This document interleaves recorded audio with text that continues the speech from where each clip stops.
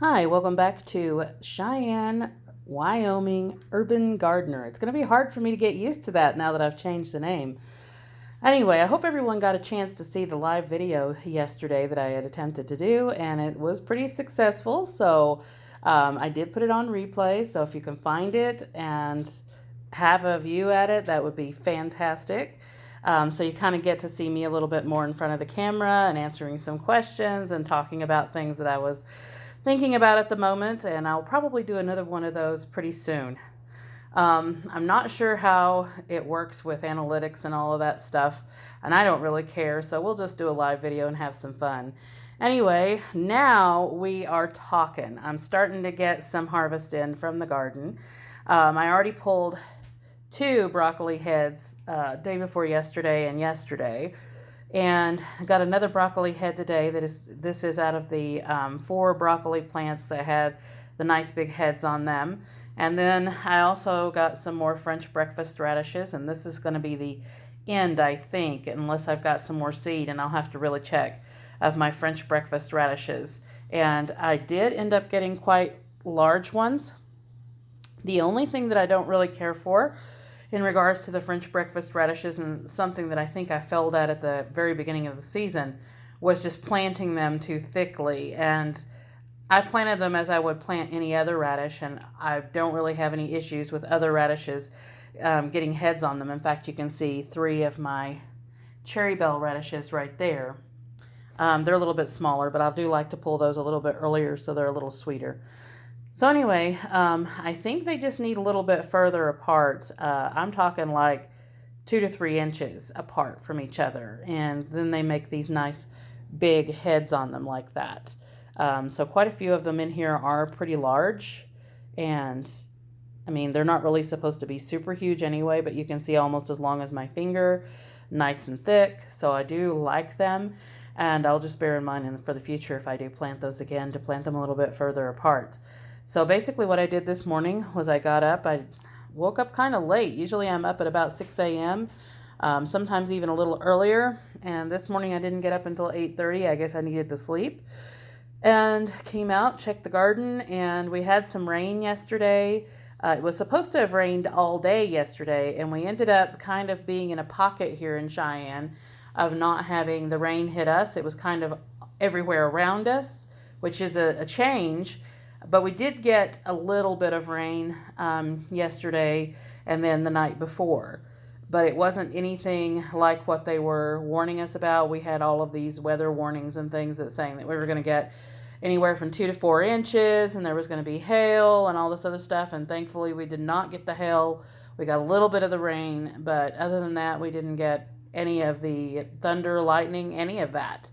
So it was kind of different, just a nice little gentle rain that happened, just enough to wet the garden, and the garden enjoyed it, and really just kind of blew up as far as all the stuff that's within it.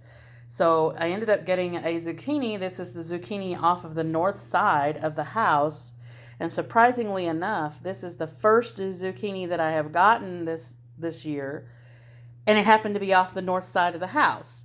So I think I'll be planting almost all of my zucchini on that north side because there's not really anything there for the next season, just so I can get it out of the main garden and have some more room in there to space things out a little bit better. I'm still not getting any cauliflower. The plants are still beautiful, big. I'll show you those in a moment, but just still not any cauliflower. And I think it's just from the damage that they received on June 8th from that hailstorm.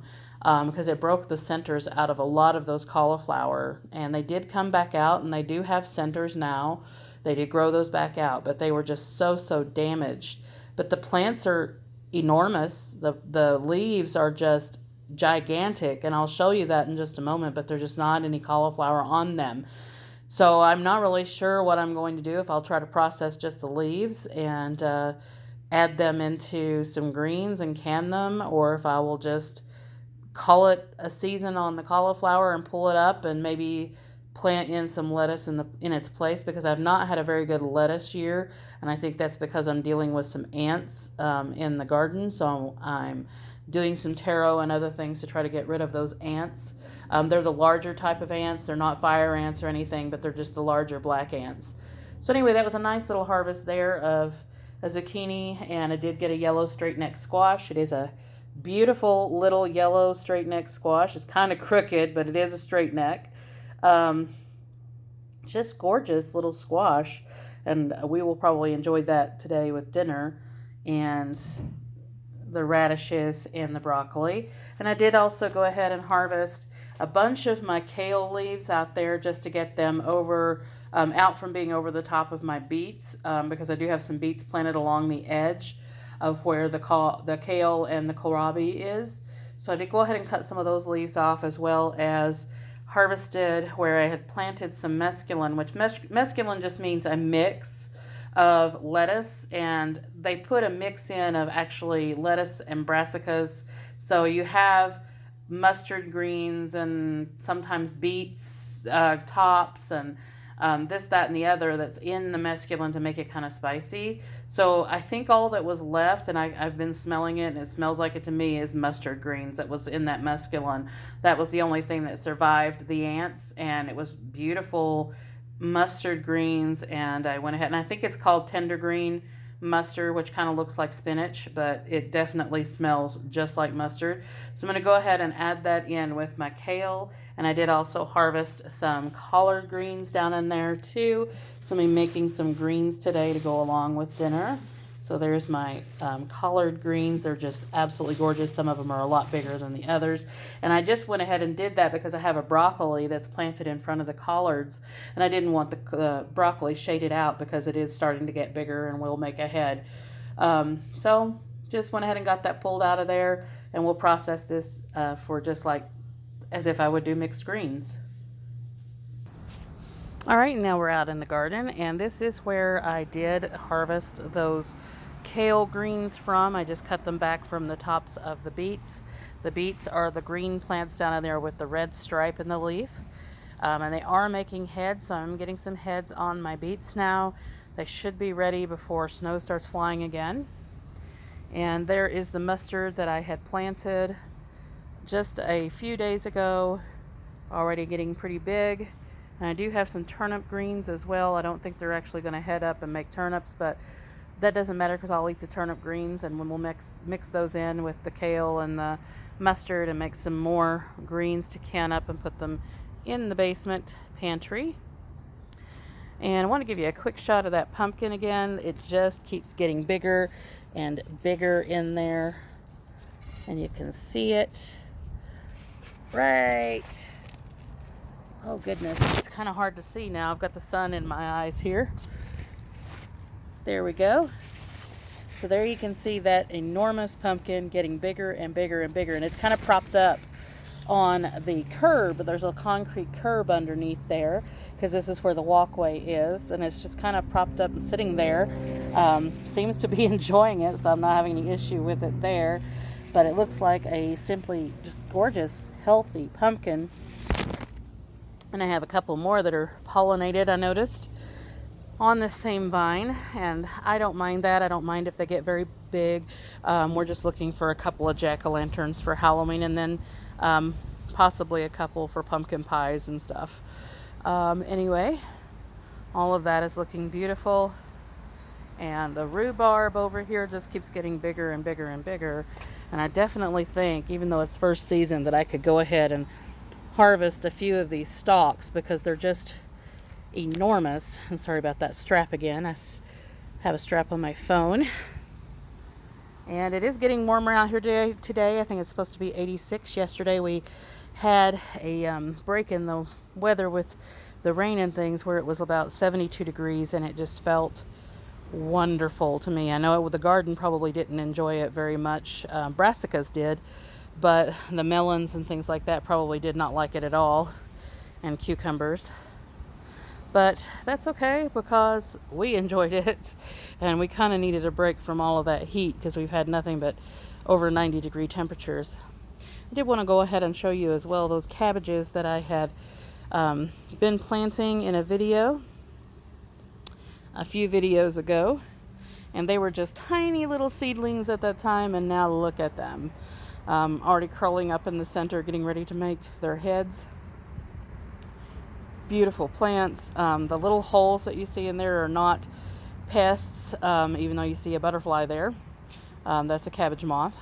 That is not the cabbage moth that's damaging them. I've not had any issues with the cabbage moths. I've been keeping the caterpillars and things off of them. The holes are from a small hailstorm that we had about 2 weeks ago. There was a little hailstorm that had just a little bit of hail, and it did knock a couple of holes in the leaves. As you can see, the ones behind that, which are a little bit smaller because they're a little more shaded, do not have any of those holes or anything, so it's not the cabbage moths that are bothering those. The cabbage moths have actually ended up being helpful because they're pollinating the squash and things that I was having issues with, not having enough honeybees. And I did notice some mason bees have came in, so I'm starting to get pollination from them. And this is the cocozelle squash here in the back with the funny leaf pattern.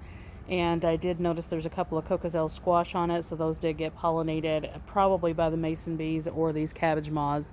And you can see them here kind of fluttering around the cauliflower, and I really haven't seen any damage from them at all. They just seem to be fluttering around and not really doing anything, so they're not bothering me. Been keeping an eye on everything. The holes that you see in the cauliflower were from the hailstorm on June 8th, and they still have them there. Anyway, this is the cauliflower that I was talking about a little bit earlier. Still no heads, as you can see. We've got the leaf curled over as if they were supposed to have heads, and maybe eventually they'll get some heads on them, and I guess I'll just keep leaving them until it happens or doesn't happen, one way or the other, to the end of the season, because I'm not really needing the room for anything. But I am having some damage on my romaine lettuce that is in between the cauliflower here, and it's just the edges of it are kind of crisping, and I think that's from the heat. So hopefully that will clear up once the heat starts going down into August, because it will get a little bit cooler towards the end of August, and they should bounce back and not have any issues there, and they'll replace those leaves. And this is the collards, where I had harvested a little bit right here, so you can see, and it was only like 5 or 6 plants, and I just got all of those leaves off of 5 or 6 plants, and the leaves are pretty big,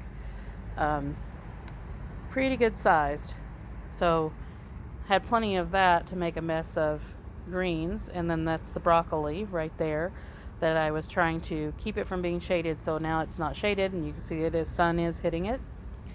And then I have a small cauliflower down in here called a snowball cauliflower that was from my seed at the beginning of the season, and it kind of got stunted where it was planted behind all of the other plants, and then I went ahead and transplanted it up here to the front, and it is now starting to bounce back, and I am noticing in the center there may be some action going on there with possibly getting a cauliflower out of it. But anyway, everything is looking absolutely beautiful in the garden. Kind of just a wild jungle at this point. And I am getting more squash in these vines all along in here, which this is the dark green zucchini, and I have one yellow straight neck that got mixed in with that somehow or the other, and then I have the yellow straight neck all through here, and I have not had any cross pollination, as you noticed with the harvest, which is pretty unusual considering they are so close together. But I do have my peppers planted in between them, so maybe that's what's helping a little bit. But I haven't noticed a whole lot of cross-pollination, and I really don't care if they do, because I have had them cross-pollinate before, not here, but back in East Tennessee, and absolutely loved the result. I didn't have any issues with it. But anyway, yellow straight neck are beautiful, beautiful vines. They're actually bigger and healthier looking than the zucchini, which I've had a kind of a struggle with this season. And we've got some more of the the Genovese squash in the back, which are now starting to pick up size, because they were still kind of small before. And we are now starting to get peas in as well. We've got pea pods hanging everywhere, as you can see right there. And there's some more on in there. So getting a lot of action out of the peas. Still a little small to pull, but we have munched a couple of them just to check them out. And we do have some more beans in there to harvest that I've got to get in there and harvest out that were left over from bush beans. The 7 plants that were left, everything else is the long pole, which are just now blooming and don't really have beans on them yet. But everything is looking beautiful. Just really wanted to show you the cauliflower and to show you that there were no real heads on the cauliflowers yet. And I'm still debating whether or not to leave them or pull them and plant something else. So I don't know. I'm just thinking about it. I still have time to do so if I wanted to plant lettuce. But everything is just going crazy wild. And we're getting red curry squash by the dozens. There's just red curry squash all over the place in here that I have noticed. So, and it's beginning to climb all over the tomatoes and everything else. And we have tomatoes by the bukus as well. So that is a little bit of what's going on with the garden and the cauliflower and all of that, and a little bit of a harvest. And we will see you in the next one. Make sure you like, subscribe, and hit the notification bell for notices on new videos as they come out.